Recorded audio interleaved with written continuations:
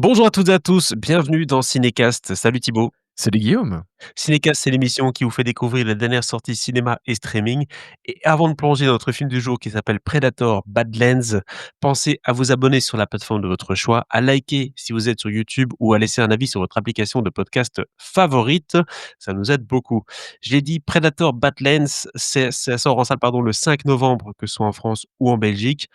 C'est un film d'action science-fiction, on peut le dire, hein. Il y a un petit peu de d'épouvante dedans, mais c'est quand même plus action science-fiction, réalisé par Dan Trachtenberg avec Elle Fanning, dans le rôle principal, mais pas que, puisque, dans ce film-ci, il est question en fait de Predator et de Predator dans tous les sens du terme, puisqu'on va suivre le film, à travers en fait les yeux d'un Predator et ça, c'est peut-être la grosse nouveauté de ce film-ci. Et donc de quoi ça parle, le synopsis? C'est dans un futur, sur une planète lointaine, un jeune Predator, exclu de son clan, trouve une alliée improbable en la personne de Tia, jouée donc par Elle Fanning, et entreprend un voyage en territoire hostile à la recherche de l'adversaire ultime. Je propose qu'on regarde un extrait de la bande-annonce pour se mettre dans le bain. Welcome to the most dangerous planet in the universe, where everything is trying to kill you. I need a hand. You're here to prove yourself. Hunting something that can't be killed.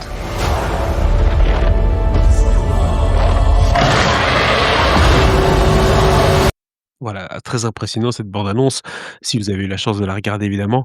On voit quand même un monde qui est très étendu, qui est très différent du monde qu'on a l'habitude de voir dans des films Predator, Thibaut, et c'est pas étonnant quand on sait qui est derrière le projet, Dan Trachtenberg qui a fait ses preuves notamment avec la série Prey, qui a fait aussi ses preuves C'était un avec film, hein, c'était pas une série c'était ça. un film pardon, c'est vrai, c'était un film tout à fait. J'ai cru que c'était une série parce que c'était sorti directement je crois sur Disney+ ou je sais plus où. C'était sorti directement sur Disney+, tout à fait. Voilà, mais donc c'est un film et puis il a fait aussi tel Cloverfield Lane, donc c'est quelqu'un qui est habitué à jouer avec des franchises et les retourner un peu dans un autre sens et c'est Ouais, ce qu'il fait ici avec ce film. et il avait fait un autre film Predator, Mmh. un film d'animation sorti, un peu plus tôt cette année, aussi directement sur Disney+, Killer of the Killers, qui était un film d'animation qui reprenait, il y avait 3 histoires différentes, qui se passaient, une avec une viking, la deuxième histoire c'était avec un samouraï et la troisième histoire c'était avec un soldat, un pilote d'avion pendant la Seconde Guerre mondiale et puis évidemment tout se rejoignait. Donc voilà, il a fait donc techniquement c'est déjà son troisième film dans l'univers, Predator, mais c'est le premier qui sort au cinéma, heu, mais donc d'une certaine façon, la saga Predator se Mission Impossible Is, si je puis dire, puisqu'avant, bah, il y a toujours eu des réalisateurs différents pour tous les films et puis là, tout d'un coup, bah, Dan Trachtenberg est devenu le Chris McQuarrie, de la saga. Ça y est, il s'est installé et donc c'est lui qui est aux commandes désormais, pour ce film qui est, clairement très, très différent des autres. Alors avant de voir ce film-ci, j'ai vu et revu, parce qu'il y en a certains que j'avais déjà vus évidemment, tous les épisodes de la saga, Predator. Et ouais, cette année j'ai fait fort, hein, je sais. Hem, j'ai juste pas revu Alien, enfin vu, parce que je l'ai jamais vu, Alias versus Predator et le Requiem, mais j'ai vu tous les autres qui sont plus ou moins réussis, ça dépend. Mais clairement, Prey était plutôt dans le haut du panier. C'est même pour moi, je trouve, le deuxième meilleur, film Predator de la saga. Donc on partait quand même sur des bonnes bases avec Dan Trachtenberg. Ici, il emmène le film dans complètement autre chose. C'est-à-dire que, enfin, on a un truc un peu neuf dans cette saga. Je mets Killer of the Killers de côté parce que oui, c'est un film d'animation et ça a pas Mmh. grand-chose à voir. Mais, ici, voilà, un film du point de vue d'un, Yoja, enfin d'un Predator, où on va, clairement découvrir sa culture, sa vie, sa relation avec son père et cetera et puis il va être envoyé sur cette planète pour, bah, à nouveau un peu, coming of age quoi. Il va devoir, Mmh. réussir une mission, tuer une bestiole, particulière. Évidemment le tout gros bazar, qu'on voit, ouvrir, la bouche à la fin de Évidemment. l'extrait d'abondance que j'ai passé. Mais donc, on n'a jamais vu ça dans la saga Predator. Les Yoja jusqu'à présent, ça a toujours été la grosse bestiole, méchante, qui tue et on sait rien d'autre de leur culture, point barre. Et ici, bah, à partir du moment où tu fais de ce anti-héros un héros, enfin ou de ce méchant un héros, bah, ta relation au personnage change. C'est-à-dire qu'évidemment, tu as de l'empathie pour lui, tu as envie de le voir, réussir, enfin, tu vois? Et donc, il y a ce truc, toujours un peu étrange de dire, bah, en fait, oui, ça reste, malgré tout un Yoja, donc c'est une méchante bestiole, clairement qui veut tuer, hein, c'est son objectif. Ici, son objectif ne change pas, hein. Son but, c'est de tuer quelqu'un, mais ta relation, l'empathie que tu vas avoir, les sentiments que tu peux avoir pour ce type de personne va évidemment changer. Et c'est ça, je pense, qui va cristalliser clairement les opinions des gens. C'est que, bah, est-ce qu'on a besoin d'humaniser, de personnifier les Yoja? Est-ce qu'on a besoin d'avoir de l'empathie pour eux? Moi, je trouve que c'est plutôt une bonne chose, mais je comprends tout à fait les gens qui vont dire: «Bah, en fait, c'est les prédateurs, les Yoja sont des méchants, faisons en sorte que ça reste des méchants. J'ai pas besoin d'avoir cette empathie pour ces gens-là, quoi. Donc ça, clairement, c'est sûr que c'est un aspect qui va cristalliser, les avis, les opinions. Moi, je suis plutôt partisan de ça parce que, du coup, enfin, oui, on a quelque chose de neuf dans cette saga qui, globalement, se répétait un peu, quoi. On avait des gens, dans la forêt, un Yoja qui se pointe, et qu'est-ce qui se passe? Bam bam, ça tire, enfin, OK, on l'a déjà vu plein de fois. Et Là, c'est un même s'il y a un peu ça, c'est complètement différent dans son approche. c'est un super exemple de comment faire du neuf avec de l'ancien et de vraiment Exactement. pousser les principes d'une franchise, dans d'autres retranchements. Et bon, c'est un parti pris pardon et de l'originalité qu'on recherche à Hollywood aujourd'hui, c'est clairement quelque chose qui est bien accueilli en tout cas je pense, et c'est ce que le sentiment que tu dégages pour l'instant. Ça a l'air de te faire plaisir de prendre un peu d'air quoi. C'est vrai que même la bande annonce, on change un peu d'univers, on a l'impression qu'on est dans un truc d'un peu d'exploration, un film aussi d'aventure, même plus, Mmh mh. plus ça et c'est vrai qu'on n'associe pas ça à la saga Predator à la base, donc ça c'est plutôt, rafraîchissant. Il y a aussi quelque chose qu'on n'a pas dit, mais c'est que d'habitude tous les films Predator c'est rated R, hein, donc c'est interdit aux moins de 16 ou 18 ans, je sais pas très bien quelle est Mmh. la distinction C'est et 17, je pense aux États-Unis, plus rated R. PG-13, plus adolescent, plus un peu plus grand public, un peu plus grand public en tout cas, que les films Predator habituels, non?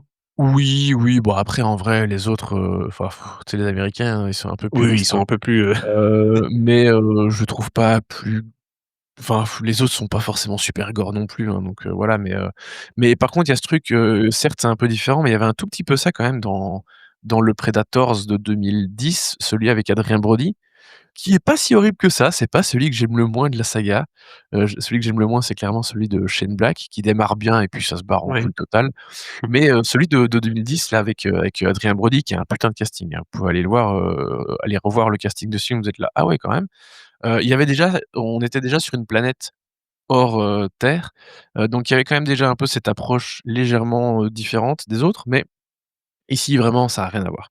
Après au niveau des thématiques, on a toujours ce truc un peu, simpliste, et notamment ce truc de se dire, même si je trouve ça pas assez inutile, donc je trouve ça plutôt pas mal, de rappeler, tu sais, bah, oui, dans tous les films Predator, on a vu ce gars, ce Predator Mmh mh. arriver, tuer des gens globalement juste pour le plaisir de tuer, mais à toutes les histoires, il y a toujours 2 côtés, tu vois? Oui, Et donc je c'est trouve un ça pas mal aussi de se plonger dans cette culture des Yoja et se dire, bah, au final, c'est pourquoi est-ce qu'ils font ça? Quelle est la raison derrière?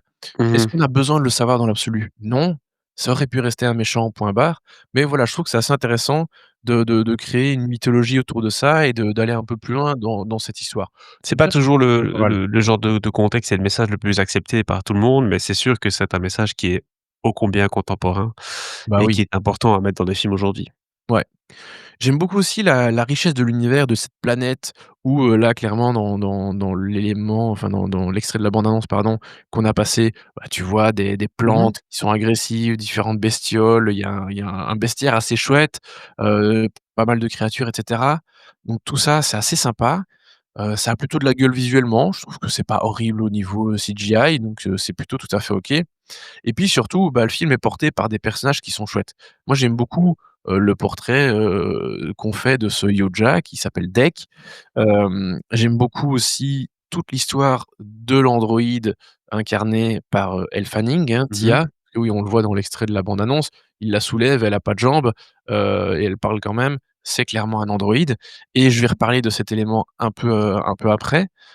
J'hésitais à en faire, spoiler ou pas spoiler, mais en fait, c'est clairement dans la bande annonce. Ouais. Pour les plus, aguerris d'entre nous, enfin d'entre vous, vous savez déjà sans doute ce dont je vais parler.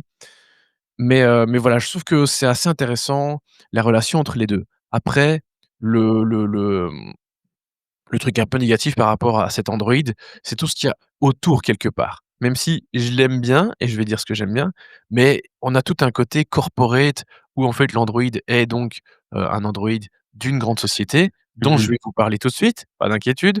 Mais après au final, on a un discours qui est vraiment pas très finaux, entre, la grande société qui cherche à faire, ses trucs dans son coin, mais, on lui met des enfin, il y a des bâtons dans ses roues, enfin tu vois le bazar quoi, tu vois? Oui, oui, oui.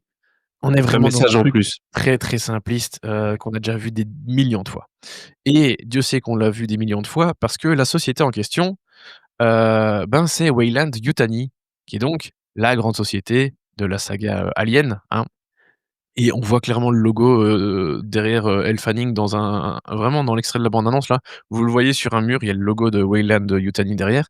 Donc société dont on a beaucoup parlé, hein, puisqu'on en parle évidemment déjà dans la saga, Alien Earth, dont on vous a parlé, il y a plusieurs Mmh. mois déjà. Donc voilà, à nouveau un crossover, Predator, avec la saga Alien, mais ça s'arrête là, hein. Je vais vraiment pas vous dire, «Attention, il y a peut-être une des surprises». Non, Non, non, non. il y a pas il y a pas d'alien dedans, Adrien Brody vraiment qui c'est débarque. non, non, mais il y a pas de Mmh. il y a vraiment pas d'autres, aspect du crossover, à part vraiment que la société, c'est Weyland-Yutani, donc voilà. Mais c'est pas une surprise vraiment, c'est dans la bande annonce. J'ai hésité, moi j'ai bah, vous me connaissez, si vous êtes, des fidèles du podcast, vous savez que je regarde pas les bandes annonces, donc en regardant le film, j'ai été surpris, j'étais là: «Oh! Ils ont fait ce petit retour». Mais voilà, je trouve que c'est dans l'absolu assez sympa de revoir un crossover de ce style. Ils en font pas trop, mais par contre vraiment le côté, corpo, voilà, ça m'a un peu gonflé, au niveau de la finalité, quoi. Donc tu l'as dit, un film qui est, intéressant par sa proposition, par son point de vue qui change un petit peu, même si forcément la thématique du «je regarde le monde à travers d'autres yeux» est un peu plus simpliste, mais bon, elle passe très bien. La Ouais. relation entre Tia et Dec, donc Elle Fanning et c'est un acteur, je suppose, hein, dans le costume? Oui, oui, oui, oui, bien sûr, évidemment, c'est Dimitrius, Schuster, Kolamantangi, Oui, hem et qui est très bien, donc oui, c'est un acteur dans un costume, c'est pas, du full CGI. c'est ça. Ça, c'est l'avantage avec, les prosthétiques et cetera, Exactement, ça se enfin voit les que c'est des prothèses. prosthétiques un peu comme des trucs enfin, c'est Ouais, mieux fait que Xena la guerrière, mais tu bah, vois ce que je veux dire? ouais, ouais, après en même temps, le personnage du Predator, c'est un personnage qu'on voit souvent dans des conventions et cetera.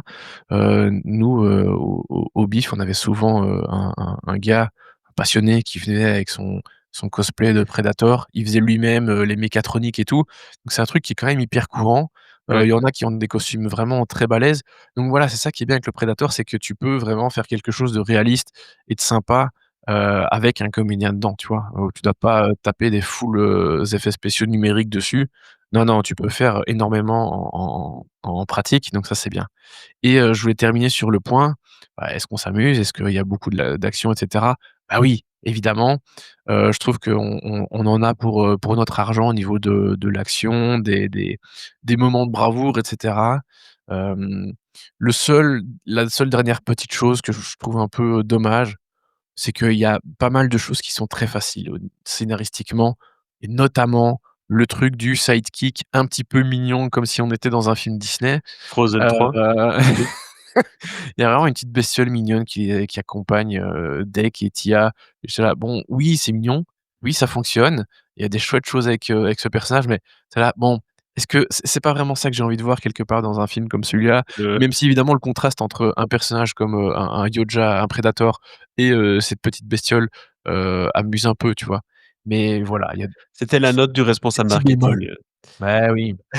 Mais sidekick qui a énormément de sens au niveau de l'histoire, attention, il Mmh. est pas juste là pour faire, «Je suis la petite bestiole mignonne». Comme les Heu, bestioles dans Star Wars. Les nouvelles en tout cas. oui, Voilà. là pour le coup, oui. OK, quelle note tu donnes à ce film du coup, qui est une agréable surprise et qui va peut-être en surprendre plus d'un aussi en salle, puisque c'est une proposition qu'on n'attendait pas spécialement en début Écoute, d'année? je donne plutôt, 3 étoiles.